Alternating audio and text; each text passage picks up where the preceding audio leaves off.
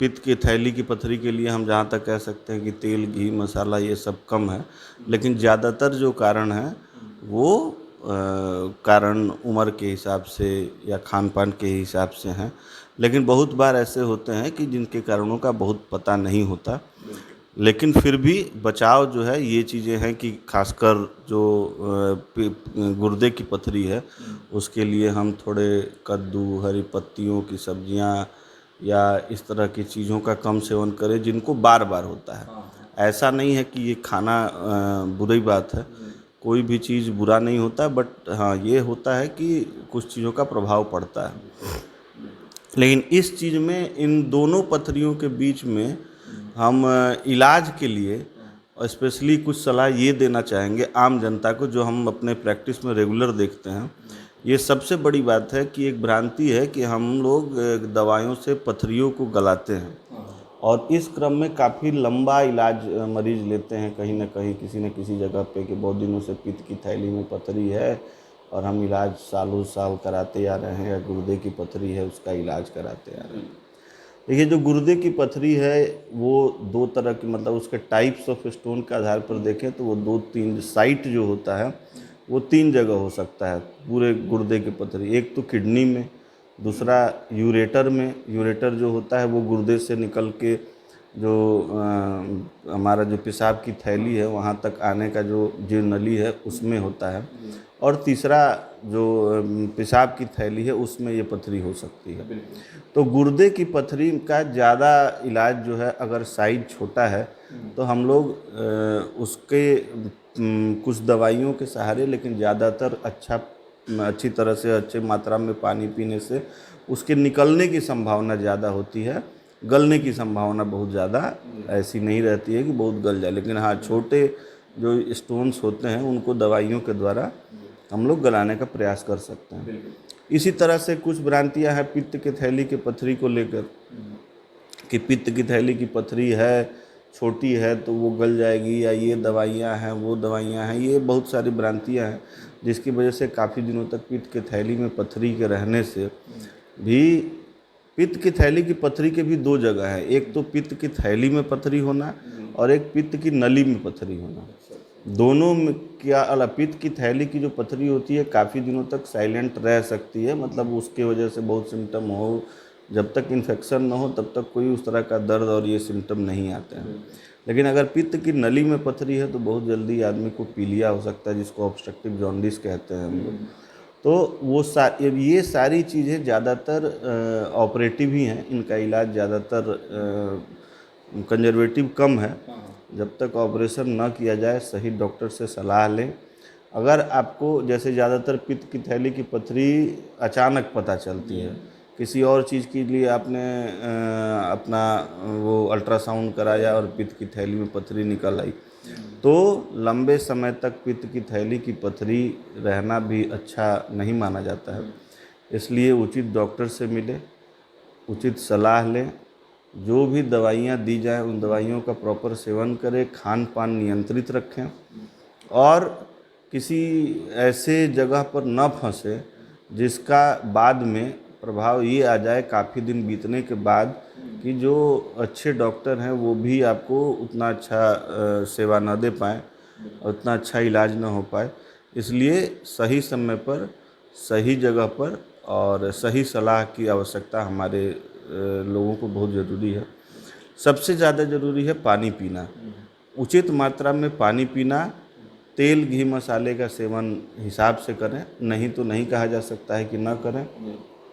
Healthy खाना खाएं, fast food वगैरह से बचें और सेहत का ध्यान रखने का सबसे है योगा करना, सुबह थोड़ी बहुत एक्सरसाइज करना। बाकी तो ये हमारा परहेज और ये जो भी है खान पान का इलाज तो करना ही करना है। बाकी उचित डॉक्टर के संपर्क में हमेशा रहें, उचित सलाह लें, स्वस्थ रहें, खुश रहें। डॉक्टर साहब, काफी बहुमूल्य सुझाव आप दे रहे हैं और हमारे न्यूज चैनल के माध्यम से जो लोग भी आपको देख रहे हैं, निश्चित रूप से हम उम्मीद करेंगे कि डॉक्टर साहब के द्वारा दिए गए सुझाव से लाभान्वित होंगे और सामाजिक स्वास्थ्य जन जागरूकता अभियान कार्यक्रम के माध्यम से लगातार जनमानस तक आप सभी चिकित्सकों का बहुमूल्य सुझाव पहुंचाने में हम निरंतर प्रयासरत रहे हैं। इसी क्रम में डॉक्टर साहब से मेरी मुलाकात हुई है और पथरी की समस्या को लेकर के डॉक्टर साहब अपना सुझाव दे रहे हैं।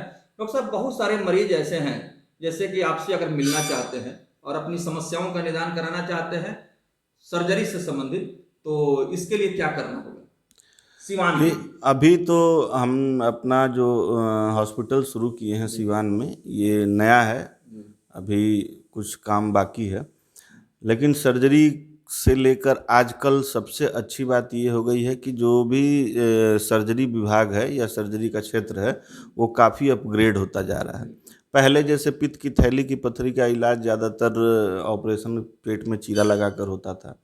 आजकल दूरबीन विधि से, या जिसको लेप्रोस्कोपिक कोलिसिस्टेक्टमी कहते हैं, उस विधि से हो रहा है। दूसरा सबसे अच्छी चीज़ है गुर्दे की नली का इलाज, गुर्दे की पथरी का इलाज, या फिर इसमें यूटीआई वगैरह से लेके प्रोस्टेट से संबंधित बहुत सारे मरीज हैं हमारे पास। तो किसी भी तरह की सर्जरी हो या हो नहीं हो, हमारा ये कहना है कि आप कम से कम सही समय पर मिल लें, और मिलने से जो भी सुविधा हम यहाँ हो पाएगी, जितनी भी हो भाई, ये कोई ज़रूरी नहीं है कि हम सारे ऑपरेशन हम कर ही दें, लेकिन हम आपको सही रास्ता बता सकते हैं, कहाँ आपका उचित और उचित दर पर, अच्छी जगह पर कहाँ आपका इलाज हो सकता है, कैसे होना चाहिए, उसकी सहायता कर सकते हैं, उसके बारे में बता सकते हैं। बाकी सरकार के भी बहुत सारे प्रोग्राम इस पे चल रहे हैं, उसका भी आपको लाभ लेना चाहिए।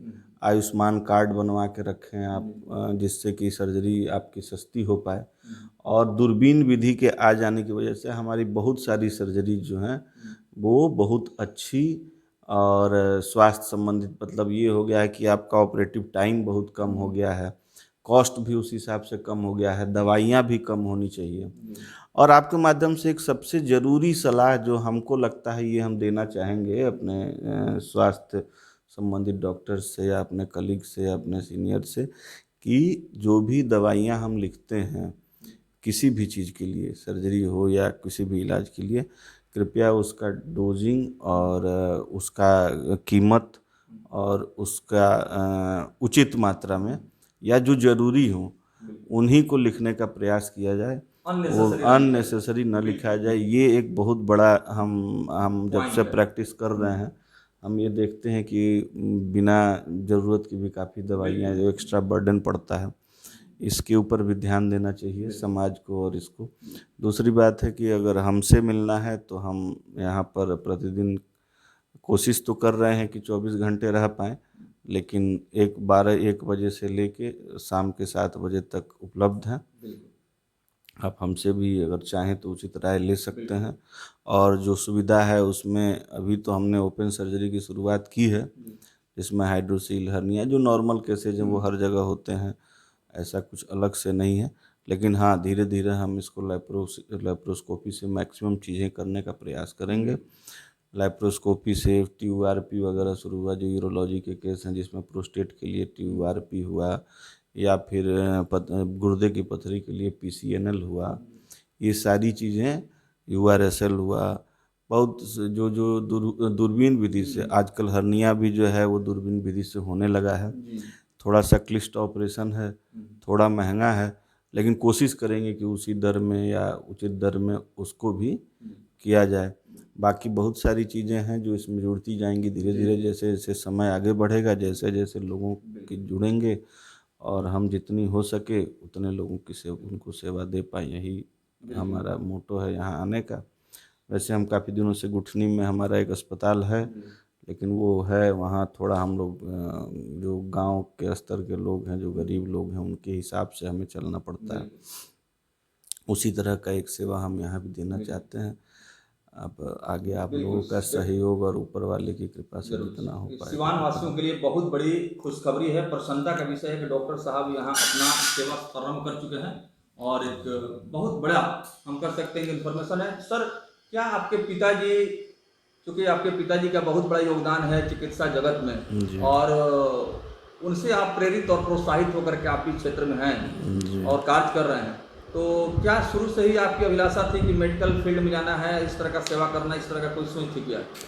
देखिए, इस मामले में तो हम ये कहना चाहेंगे कि बचपन से जन्म से ही पिताजी को हमने इस क्षेत्र में कार्य करते देखा है। पिताजी मेरे खासकर मतलब एक मैं हम बहुत जगह पढ़ाई किए, काफ़ी डॉक्टर्स के साथ भी मिले, पर as a physician, as a surgeon उस जगह पर पिताजी ने मेरी उस समय में, जिस समय में शायद वहाँ कुछ ना हुआ करता था, उस समय में भी अपना पूरा जीवन देना, हमारे लिए तो बहुत आदर्श की बात है। जहाँ शायद हम रह नहीं पाते, वहीं पर हमको अपने पूरे परिवार को रख के पिताजी ने जो भी काम किया वो अपनी संतुष्टि के लिए किया, और आज तक वो इसके लिए बहुत खुश रहते हैं। उन जनता का भी उनको जितना प्यार मिला, शायद हम बहुत से कम चिकित्सकों को देखेंगे कि जनता उतनी प्यार करती हो। और आज के डेट में हम उनसे बहुत इंस्पायर्ड रहते हैं, बहुत ही उनसे वो मिलता है, बल मिलता है, हमको भी बहुत कुछ सीखने का मौका मिलता है।